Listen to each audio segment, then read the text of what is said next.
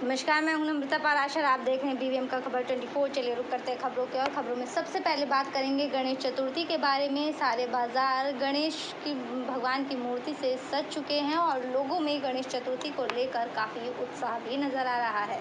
देश भर में गणेश चतुर्थी का पर्व 31 अगस्त को मनाया जाएगा, जिसको लेकर विशेष तैयारियां की जा रही हैं।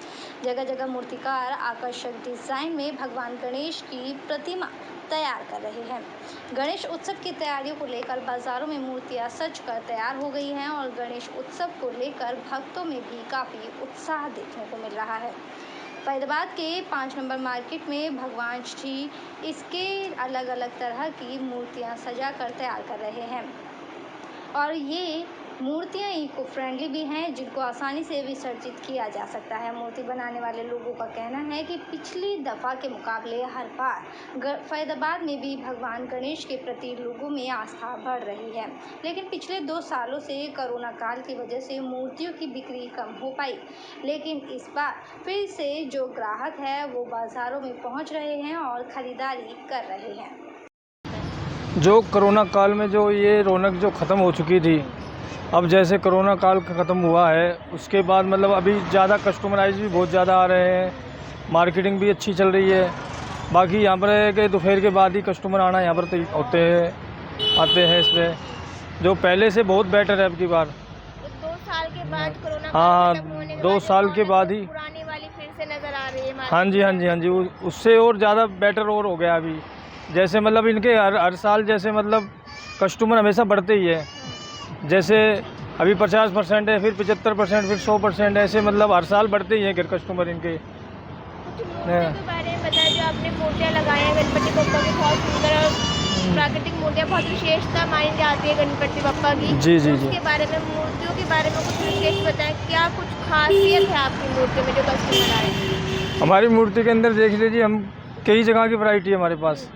जैसे ये सजावट का काम तो हम करते हैं सारा। जैसे मिट्टी की तैयार होके आती है, कच्ची मिट्टी की, कच्ची मिट्टी की तैयार होके आती है, फिर उसको डेकोरेट हम करते हैं खुद।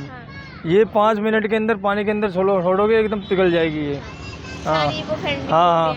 और बाकी जो पीओपी की, जैसे मतलब पहले बीच में सिलसिला हुआ था कि पीओपी से जैसे मतलब कुछ दिक्कत आ रही है जानवरों को यमुना नदी के अंदर, इसलिए हमने पीओपी की बिल्कुल ही बंद कर दी है। 2-4 पीस रखे हैं, उसमें कस्टमर को जिद करता है तो, ये तो बाकी सारी मिट्टी की हमारे पास A to Z। तो कस्टमर की कितने आप पास कस्टमर आ चुके हैं और कितनी ही रौनक है कस्टमर में, कितना ही उत्साह है गणेश चतुर्थी को लेकर? अभी उत्साह तो देखो जी, कस्टमर तो बहुत ज़्यादा है। अभी देखो जी, कस्टमर तो इतनी भीड़ भड़ाके में गिने भी नहीं जाते हैं। चलिए बढ़ेंगे अगली खबर की ओर। फरीदाबाद की बेटी जीवन ज्योत कौर ने तमिलनाडु चेन्नई में आयोजित नेशनल किक बॉक्सिंग टूर्नामेंट में 65 किलोग्राम की श्रेणी में स्वर्ण पदक जीता और इस अवसर पर सामाजिक संगठनों द्वारा, गुरुद्वारा प्रबंधक कमेटी और बड़कल की विधायिका सीमा त्रिखा द्वारा जीवन ज्योत कौर के घर जाकर पुष्पगुच्छा देकर बधाई दी और अपना आशीर्वाद दिया।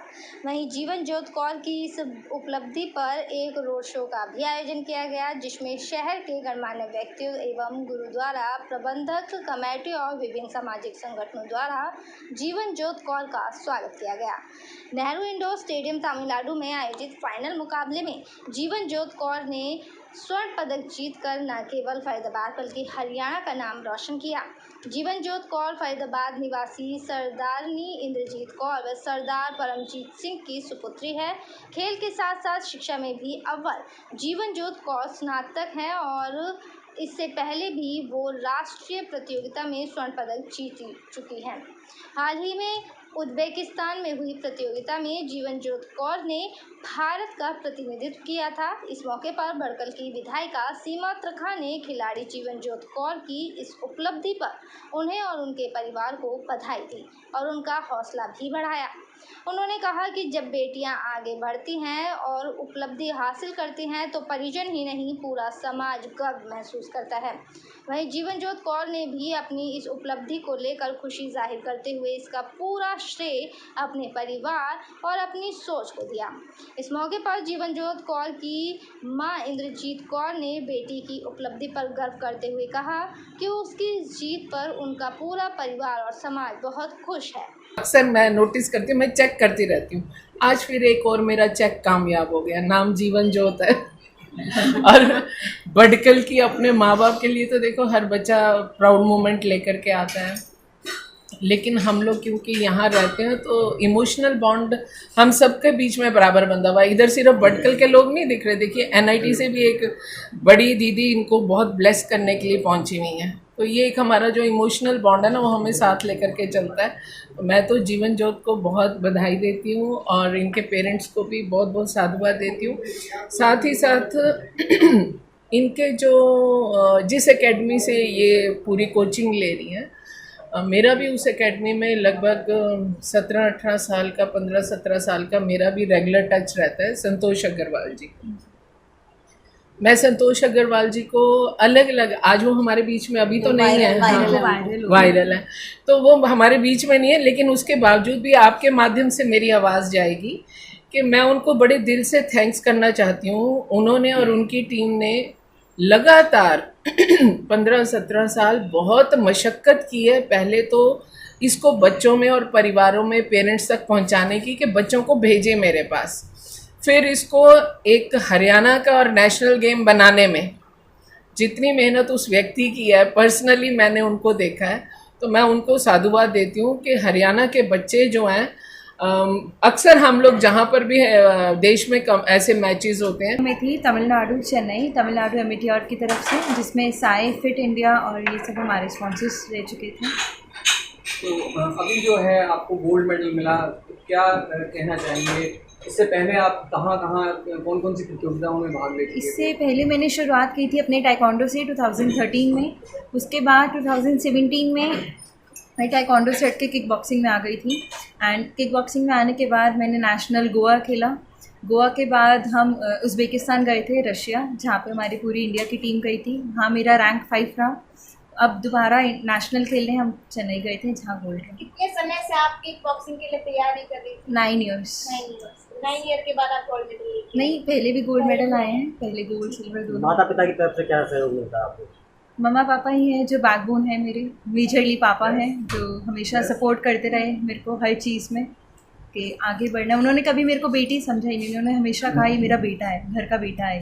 चलिए रुक करेंगे अगली खबर की ओर। फैजाबाद बन्नू बिरादरी और रोटरी क्लब नेक्स्ट के द्वारा बड़कल क्षेत्र में 4 चौक पर ब्लड डोनेशन कैंप का आयोजन किया गया, जिसमें ज़रूरतमंदों के लिए हर उम्र के लोगों ने रक्तदान किया। इस मौके पर फैजाबाद बन्नू बिरादरी और रोटरी क्लब नेक्स्ट के पदाधिकारियों ने बताया है कि साल 2010 से ही इस कैंप का आयोजन किया जा रहा है, जिसके तहत हर साल 1 या 2 कैंप लगाकर ज़रूरतमंदों के लिए रक्त एकत्रित किया जाता है।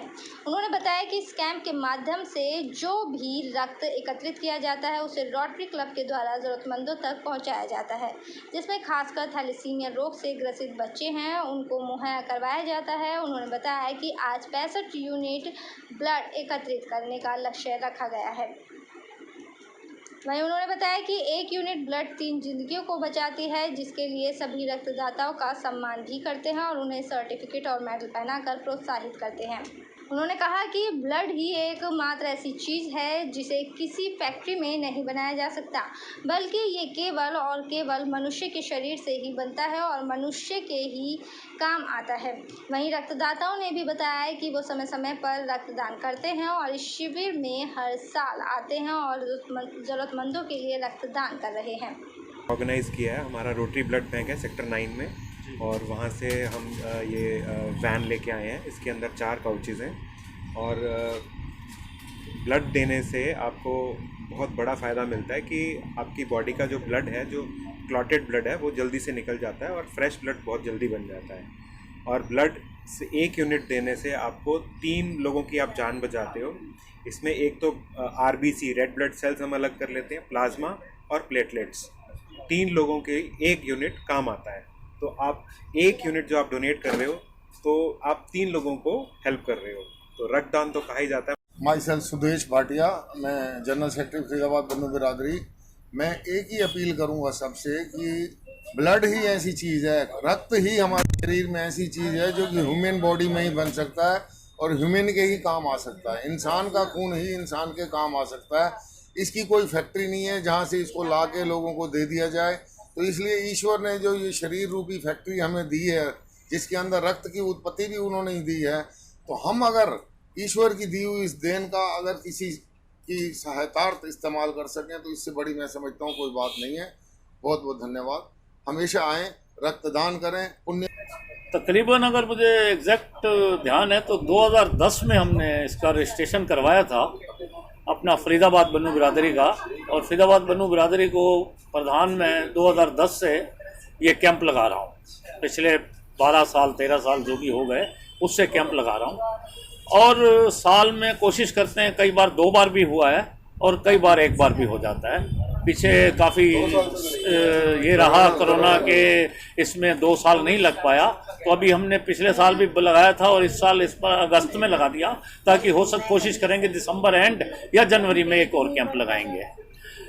और इस कैंप लगाने से मन की बहुत संतुष्टि होती है कि जो भी लोग हमारे सज्जन, हमारे भाई, हमारे दोस्त इसमें हमारा साथ देते हैं ब्लड देने में, उनका ब्लड जो है हम सीधा रोटरी क्लब वालों से हमारा टाई अप शुरू से रहा है, और जिनकी ज़रूरत होती है उनको ये ब्लड मिलता है। और ख़ासकर आजकल अभी भी और पहले से थैलेसीमिया के बच्चों के लिए ये डेली कुछ न कुछ बच्चों को ये ब्लड चढ़ता रहता है, जो कि रोटरी क्लब वाले, हम अगर ब्लड देंगे तो उनके पास स्टॉक आएगा और वो आगे इसको रिफिल करके और उनको चढ़ाएंगे। और जैसे भाई साहब ने अभी बताया कि ये 1 यूनिट ब्लड 3 लोगों के काम आता है उसमें। चलिए खबरों में बात करेंगे अब गुस्साए छात्रों के बारे में। और छात्रों का गुस्सा इस कदर बढ़ गया कि छात्रों ने ही स्कूल पर ताला जड़ दिया। फैजाबाद के गांव हीरापुर स्थित सरकारी स्कूल के छात्रों ने स्कूल में टीचर की कमी के चलते स्कूल को ताला जड़ दिया और रोड पर जाम लगा दिया, और छात्रों ने शिक्षा विभाग मुर्दाबाद, टीचर दो के भी नारे लगाए। इस बीच प्रदर्शन शांत कराने आए पुलिसकर्मियों से ग्रामीण की झड़प भी हुई, जिसके बाद शिक्षा अधिकारी के लिखित आश्वासन के बाद ही छात्रों ने अपना प्रदर्शन बंद किया। आपकी टीवी स्क्रीन पर दिखाई दे रहा ये नज़ारा हीरापुर गांव का है, जहां छात्रों ने स्कूल में टीचरों की कमी के चलते स्कूल को ताला जड़ दिया, जिसकी सूचना मिलते ही पुलिस बल भी मौके पर पहुंचा और काफ़ी मशक्कत के बाद जाम को खुलवाया गया।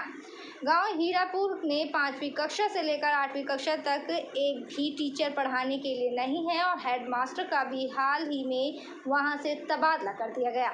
इसी के विरोध में छात्र और छात्राओं ने प्रदर्शन कर स्कूल को ताला जड़ा और रोड जाम कर दिया। उनकी मांग है कि उनके स्कूल में अध्यापकों को लगाया जाए। तो पुलिस वाले ने मेरी पोती मारी है, पहले यहाँ रेफ्ट मारे हो, फिर टेंट पकड़ के फिर फेंक के मारी है। अच्छा, नाम क्या है उसका? हाँ, बेटी का क्या नाम है? और पुलिस वाले का क्या नाम है?